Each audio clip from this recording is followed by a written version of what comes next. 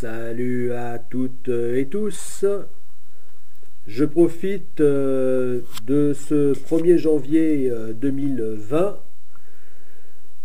pour, euh, lancer donc la future chaîne YouTube Les Aventures de Tolrika. Mais cette fois-ci non plus en livre audio, comme j'avais commencé à le faire. Je dis commencer parce que cette chaîne YouTube a été supprimée. On me l'a supprimée. Sans avoir eu aucun avertissement et aucune explication. Donc c'est un point que j'ai toujours à régler vis-à-vis de YouTube.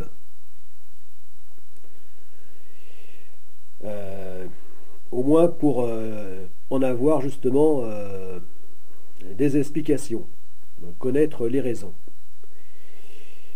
Donc cette future chaîne où je vais reprendre donc les aventures de Tolrika, puisque c'est la partie fictive du projet Godesark, qui lui est bien réel, et seulement je vais reprendre donc les aventures de l'héroïne Tolrika, l'héroïne fictive, mais donc cette fois-ci en vidéo. Non, oui, en vidéo évidemment sur YouTube, mais en bande dessinée. Voilà, c'est-à-dire que là je vais me lancer dans la bande dessinée. Voilà, donc ça va être une nouvelle expérience, puisque j'avais commencé à concevoir donc les aventures de Tolrika en livre, en écriture, puis en vidéo, en audio-livre, mais je me suis rendu compte que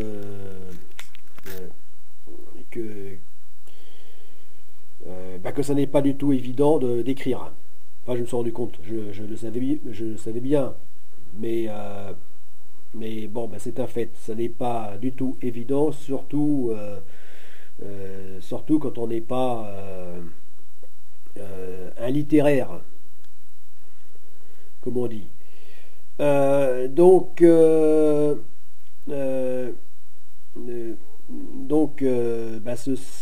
Ceci est bien difficile, et c'est pour ça que bien que j'ai ça en tête depuis plus de 20 ans,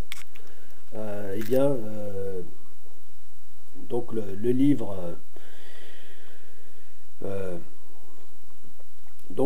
des aventures de Tolrika n'est toujours pas sorti. Mais peut-être qu'un jour ça aboutira. Bon, en attendant, je vais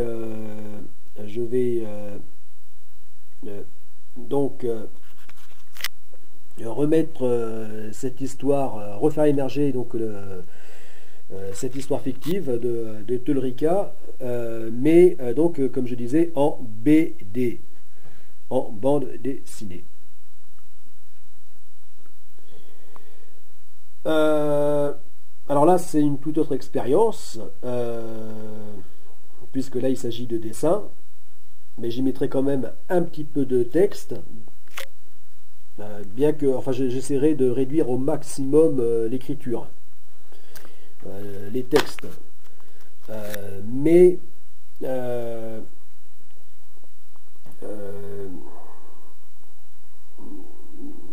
ce sera nécessaire. J'ai pensé à faire la BD sans texte du tout. L'avantage, c'est que là, c'est encore plus international, du fait qu'il n'y a plus le problème de l'écriture, oui, de la langue. Voilà, puisque il n'y a pas. Enfin, l'avantage du dessin, c'est que on n'a pas besoin de parler telle ou telle langue pour comprendre. Voilà. Donc, je pensais le faire sans texte, mais ça, c'est l'inconvénient, c'est que les aventures de Tolrika est beaucoup trop compliqué pour être compréhensible sans texte. Voilà, donc je vais être obligé de mettre des bulles, mais que je tâcherai de réduire au maximum. Voilà. Donc, évidemment, je cherche à savoir les raisons pour lesquelles la chaîne, ma chaîne des aventures de Tolrika a été supprimée. D'ailleurs, à ce sujet, je vous invite, je t'invite à aller voir donc la vidéo intitulée à tout moment vous pouvez vous faire supprimer votre chaîne YouTube. Voilà, où j'explique donc ma mauvaise surprise et l'incompréhension et l'injustice. Voilà. Donc là, je vais reprendre en BD.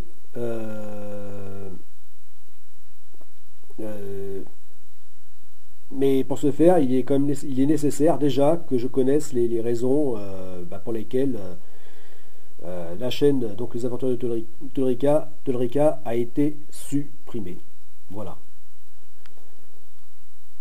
Même en BD, j'ai besoin d'en connaître les raisons.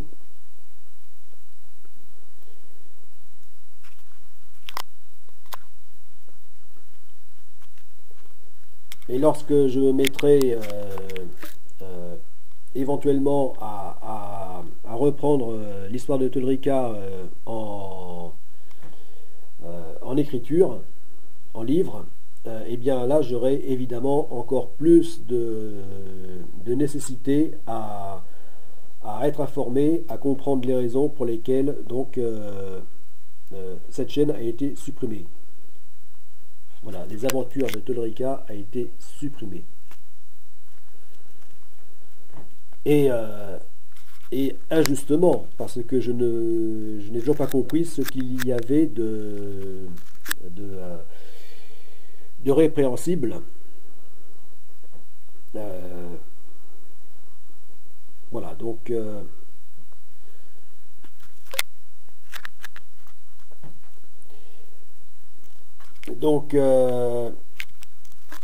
eh bien, à bon entendeur, hein, YouTube se doit, c'est une obligation c'est un droit au moins d'expliquer les raisons. Voilà, donc bon, eh bien, je profite, comme je disais, donc de ce 1er janvier 2020 pour lancer donc cette future chaîne des aventures de Tolrika, mais en BD, en bande dessinée. Alors, c'est un peu surprenant pour quelqu'un qui jusque-là n'a montré sur ses chaînes YouTube que des schémas techniques, comme les plans des navires de la seconde phase du projet Godessark, donc qui a priori ne s'est dessiné que du technique. Eh bien, il peut paraître surprenant qu'il se lance dans du dessin, mais d'art, du dessin artistique. Alors, pourquoi?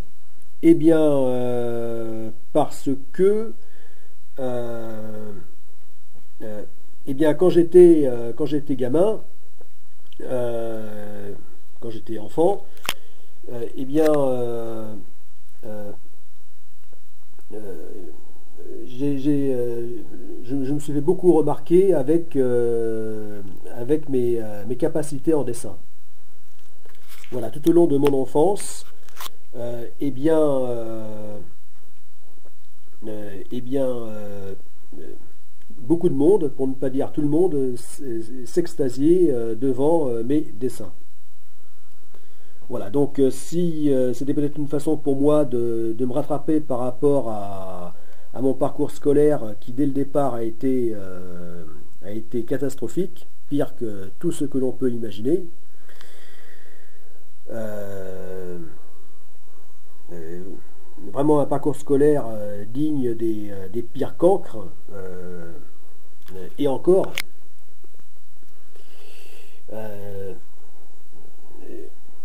donc un parcours scolaire catastrophique, absolument chaotique.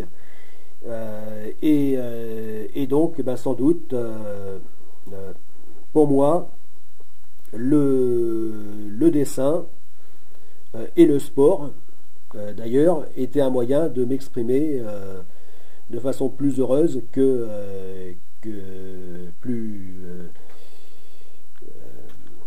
oui, plus heureuse, on peut le dire, moins mortifère euh, que par le scolaire. Voilà. Donc, euh,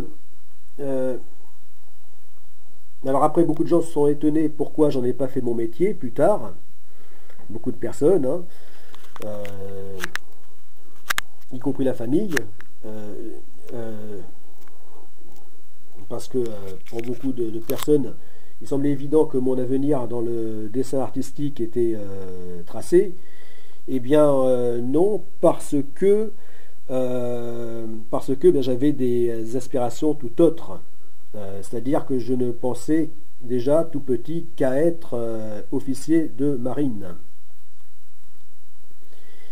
Marine militaire ou marine marchande, mais en tout cas officier. Voilà, donc euh, euh, c'est pour cette raison que dès l'adolescence, je me suis orienté vers le maritime, coûte que coûte. Euh, voilà, et ce qui n'a pas été facile, évidemment,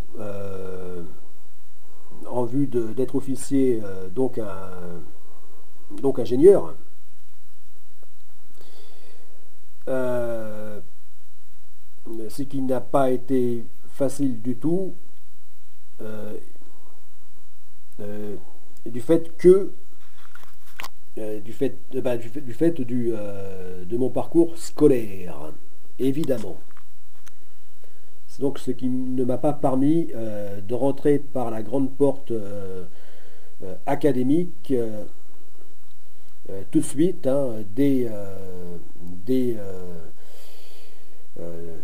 l'âge de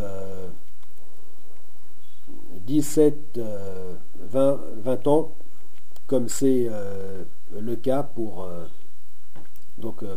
rentrer par la grande porte de la marine marchande, comme c'est le cas pour les heureux jeunes lauréats du bac S, du bac scientifique, avec mention bien.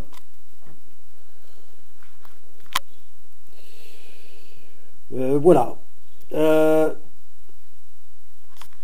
Donc j'en reviens au dessin. Voilà, donc la raison pour laquelle, dès l'adolescence, j'ai mis de côté le dessin pour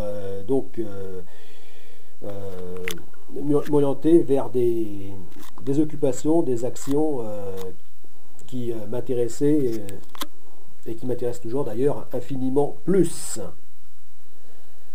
dans les activités telles que vous connaissez, c'est-à-dire tout ce qui concerne donc la réalisation du projet Godessac, tant dans son aspect technique, maritime que sportif.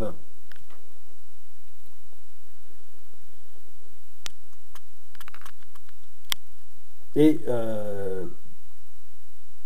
entrepreneurial, puisqu'il s'agit aussi de créer donc une future compagnie maritime, une future société.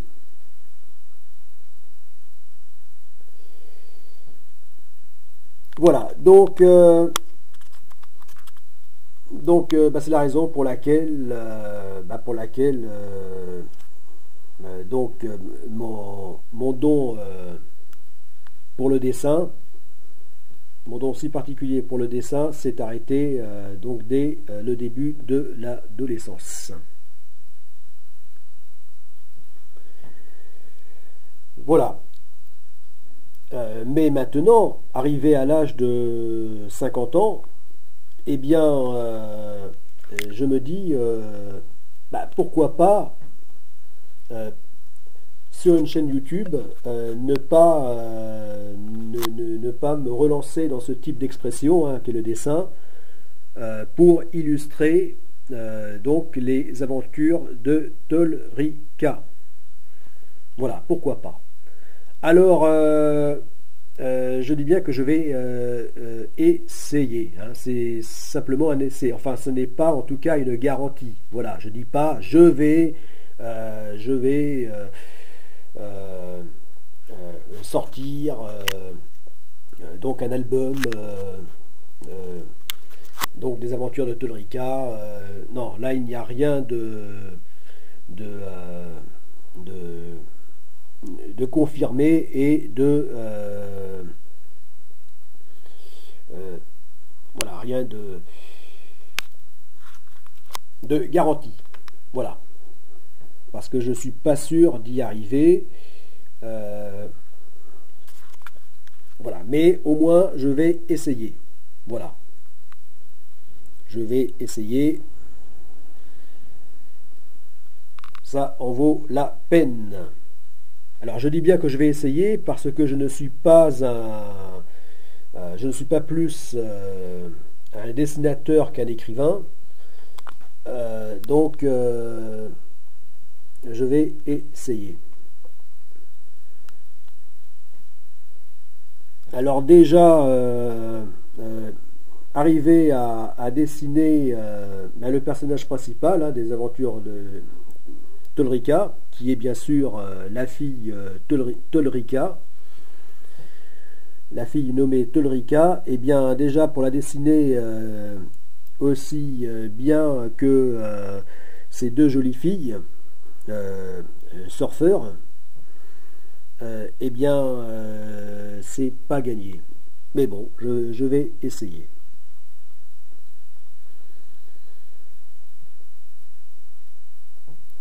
Voilà. Donc c'est parti pour donc en ce 1er janvier 2020, c'est parti donc pour les aventures de Tolrika en bande dessinée. Voilà, alors je dis bien c'est parti, mais ça, est-ce que ça sera achevé? Je n'en sais rien. En tout cas, je ne vous garantis rien. Voilà. Oui, alors aussi on m'a dit, on me disait, pour des personnes qui étaient peut-être qui connaissaient moins mon dossier scolaire, enfin plutôt même qui ne le connaissaient pas du tout, mon dossier scolaire, et bien souvent ces personnes disaient « Ah, ce petit, il sera ingénieur ». Parce que effectivement, parallèlement à mes capacités donc de dessin, de dessin artistique, j'avais beaucoup de, de capacités en bricolage, en, en conception de systèmes. Voilà, je bricolais beaucoup de choses, et notamment évidemment des bateaux en carton. Euh, voilà, donc beaucoup de systèmes. Donc on disait, ah, ce petit, ben, il sera architecte, il sera ingénieur, il sera... Voilà. Et c'est vrai que c'est comme ça que je me voyais. Mais en fait, eh bien, ce n'aura pas été le cas.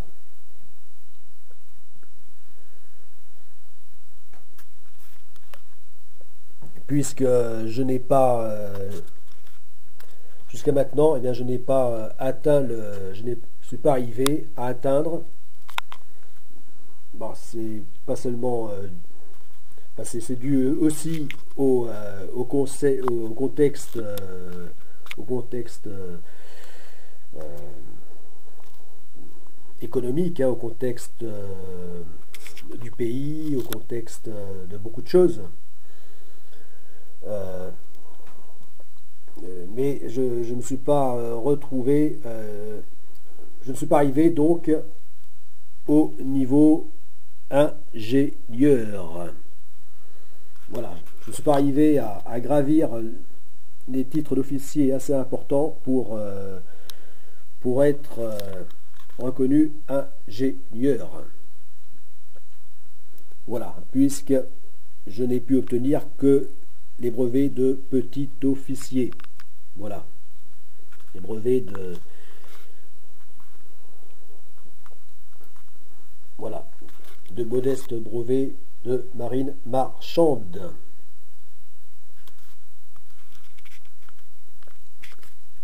Je stoppe et reprends la vidéo.